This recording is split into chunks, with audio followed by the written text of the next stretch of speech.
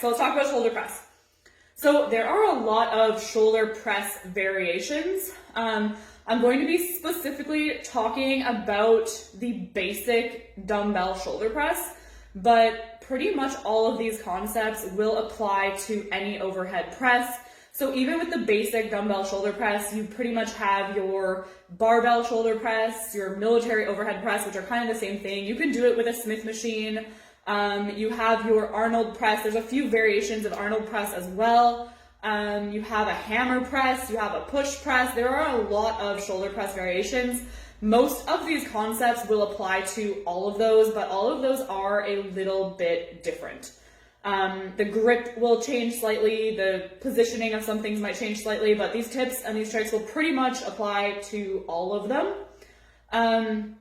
Okay, so as you guys should know by now, because I talk about this quite a lot, I think, you have three main parts to your shoulder. So three heads to your deltoids. You have your front, side, rear. When you're doing a shoulder press, hi Jamie, when you're doing a shoulder press, you're going to be recruiting muscle fibers from all of them. For the basic shoulder press, it's going to be a little bit of an emphasis on the front delt. Again, there was that little tip I was talking about where whatever part of your shoulder is on top is going to be the part of the shoulder that primarily works the hardest. With a press, you are going to be using all three heads of your shoulder, but the emphasis is going to be mainly on the front delt. So that's the first thing you want to think about. What muscles are you working? Because again, all working out is essentially is lengthening your muscles and shortening your contractions, shortening your muscles and contracting them in a meaningful way. So the first thing I want to talk about, because I know some of you guys train at the gym, some of you guys train at home, most of you guys have workout benches, but a few of you guys don't who are training at home. So for a shoulder press, and you can apply this to several other exercises as well. Some of you guys will have like a seated version in your plan. Some of you might specifically have a standing version. There's really no right or wrong way to do it in terms of standing versus seated, but both of them are going to have pros and cons to it. So if you have one specifically programmed into your training, that's probably the one you should try to do. But for example, if you have, sorry, my boyfriend is like spam texting me and I can see it popping up. So he's probably going to tune in here. He probably isn't going to listen to that, but that's why I looked distracted. So I totally lost what I was saying there, but yeah, standing and seated. So for the most part, the benefit to doing a standing shoulder press or a standing exercise opposed to a seated exercise is essentially you're going to recruit more stabilizing muscles and you're going to work your core a little bit more, assuming you're doing it properly. And in a seated exercise, you are generally going to be able to lift a little bit heavier, assuming you're not using momentum in your standing exercise and doing like a push press variation. So when you are seated, you have more stability. You're able to kind of lock your body into that position. And for the most part, you will be able to lift heavier weights. Again, as you guys know, you don't necessarily have to lift heavy or super heavy to gain muscle. And there is a benefit to doing variations of standing and seated. If you're ever in doubt, kind of my rule of thumb is if you're someone who is standing up for the majority of your day and you're on your feet, you might want to go for a seated option because you've been on your feet all day. So maybe your back is sore, maybe your core is a little bit not as engaged as it could be. And again, these are all individualized concepts, so you're gonna have to make this choice for yourself. Then you might want to choose that seated variation because it gives you more stability.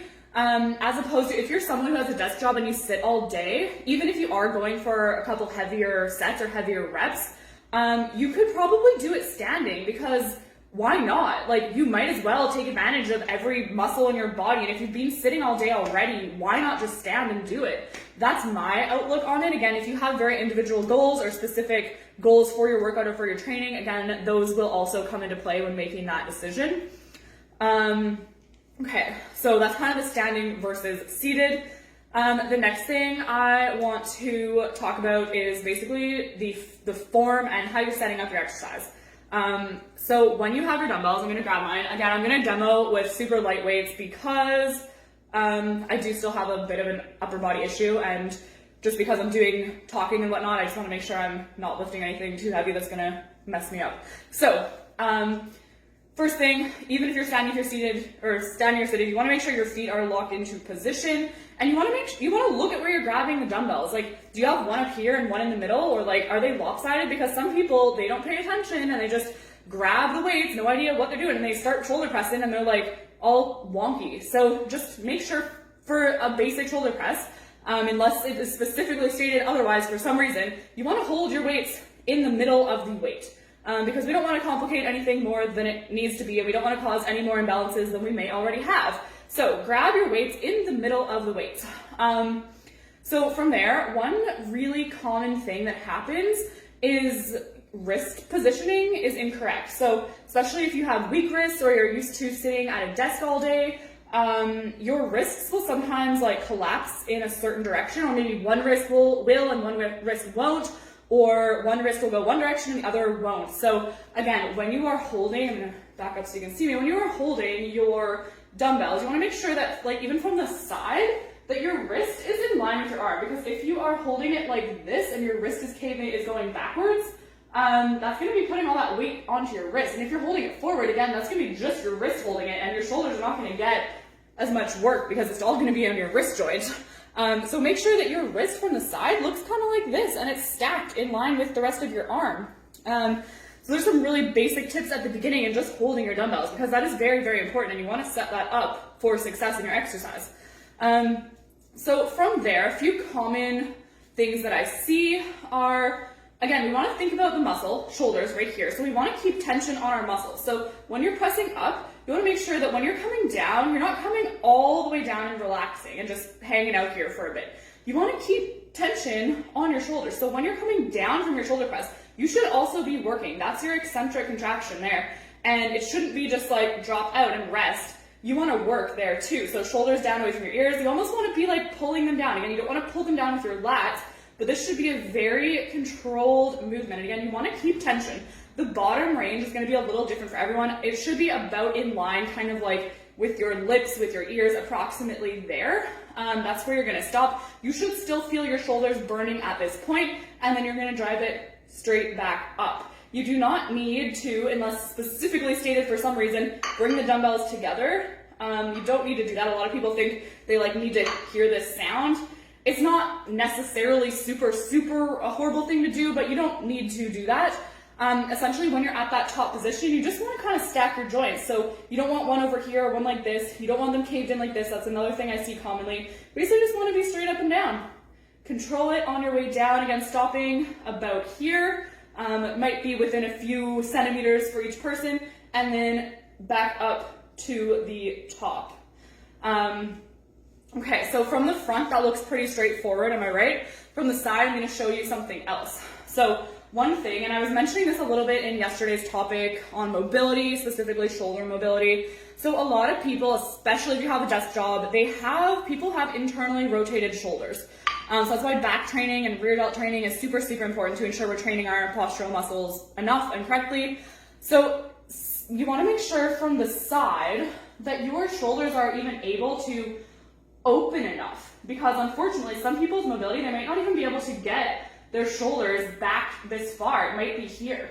And again, that's not necessarily wrong if that's what your mobility is, but ideally you want to be able to open up so you can effectively get that full range of motion for your muscles. So take a think or a peek from the side, or a film, or some way to evaluate your form from the side, and make sure that you're not just pressing like here and up, like this kind of. You want to make sure you are able to open your chest enough to effectively work your shoulders. Another thing you want to think about is better seen from the side is when you are pressing up, again, this happens a lot with internally rotated shoulders, is that you are actually pressing up and that you are not pressing out.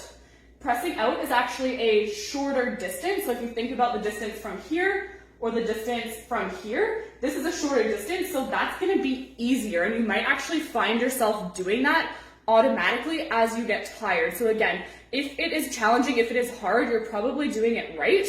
If the exercise is getting easier as you're going, your body is probably cheating and modifying the exercise for you to make it easier. So those are some things you want to think about. Making sure you are opening your shoulders, make sure they are not internally rotating, making sure that you are pressing up, and not out in your shoulder press, unless for some reason in your plan it would specifically state something like that. Again, there is a lot of individuality when it comes to exercises, so I just like to make sure that I emphasize that not everything is black and white. Okay, what was the next thing? I'm just looking at my notes so I don't miss anything. Okay, this is a big one. So this one you'll probably be able to identify from the front. And again, I see this in chest press as well as shoulder press. So when you're pressing up, you want to keep, I'm going to do this with one arm, you want to keep your wrist in line with your elbow. So if you watch as I pull that weight down, my wrist is in line with my elbow, my wrist is in line with my elbow, okay? So what can happen as you fatigue, especially if you're not used to training your shoulders properly, when you're starting to come down, this will start to cave in. You don't even realize, and the exercise ends up looking like this. And here we're not working our shoulders really much at all. We're kind of just using our elbow joint to push that weight around. Okay, so again, shoulders, we want to lengthen it out. That's why you want to pull it down, because here we are lengthened our front delt specifically, and then we're going to shorten it and contract it as we push it up. So here, if you touch your shoulder, front of your shoulder there, it should be kind of like hard and contracted. Squeeze, pull it down. When you are pressing up, again, you don't want to drive your traps up. Your shoulders shouldn't be coming up towards your ears. It should be relatively a stable position for your kind of shoulder girdle and your back. Pressing up there. Does anyone have any questions so far? I think the only other thing that I wanted to talk about is your head position. Again, if you have not the best posture, sometimes your head position will actually start to come forward, or sometimes you'll start to look up or you'll start to look down. So I'm pretty sure you guys know this because I probably sound like a broken record on this one, but you always want to have your head in line with your spine. So if you're doing a shoulder press, you look at yourself, especially if you have a mirror there, look at yourself, check out your form, and check out your head position. If you can't see yourself, you're probably looking sideways, or you're probably looking down or looking up. So keep your head in line with your spine. Keep your chin you don't want it tucked to your chest, you don't want it looked up, just neutral position. Press up, control it down. Now, a little tip specifically for seated shoulder press or a machine shoulder press, when you are getting to those final few reps, especially if you're lifting fairly heavy, when it almost feels like you can't press any more weight, drive your feet down into the floor, drive your back into the bench. And when I say drive your back into the bench, I don't mean lean back, because if you lean back too much, you're actually going to start to recruit more pec muscle than shoulder muscle, and the emphasis of the muscle that you're training is going to shift. And your chest generally is a bigger, stronger muscle than your front delt or your shoulders in general. So your chest will want to take over if you shift the angle of your body back too much. But when I say that, drive your feet down into the floor and kind of keep your body upright, but drive it into the back for that stability, and you will be able to get a couple extra reps. Again, when you're breathing, breathe out as you push the weights up. Breathe in as you go through the eccentric portion of the motion. Does anyone have any questions? I'll show you some good form. I'm gonna lift a little heavier for my good form.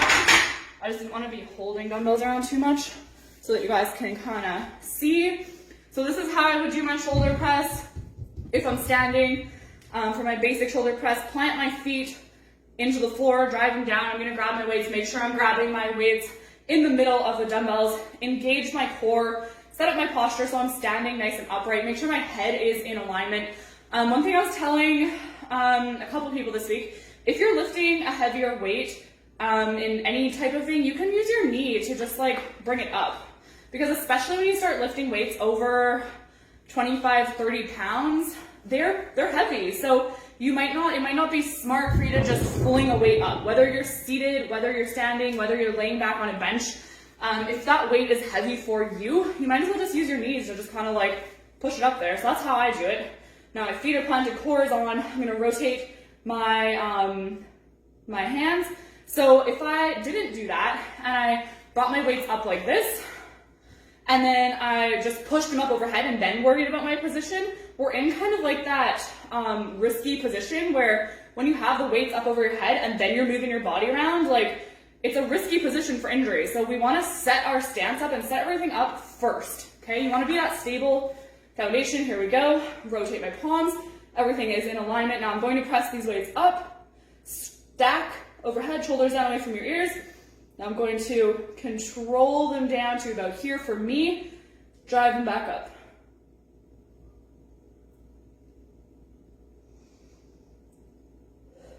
So I'll show you guys this from the side. You guys see that? Yep.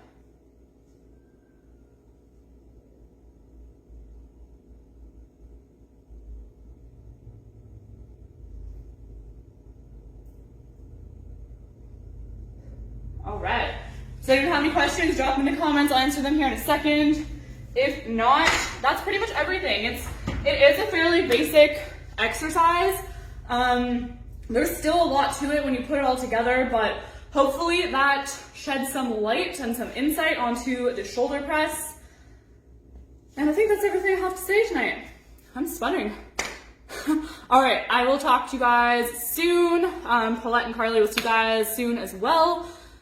And thank you guys for being such awesome clients and awesome people. And we really appreciate all of you guys and how hard you've been working. I know quite a few of you guys have programs coming to an end. You guys have been killing it.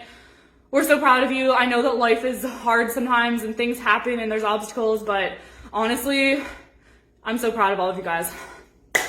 I mean it. All right, talk to you soon. Thanks, Crystal. See you guys in a couple days.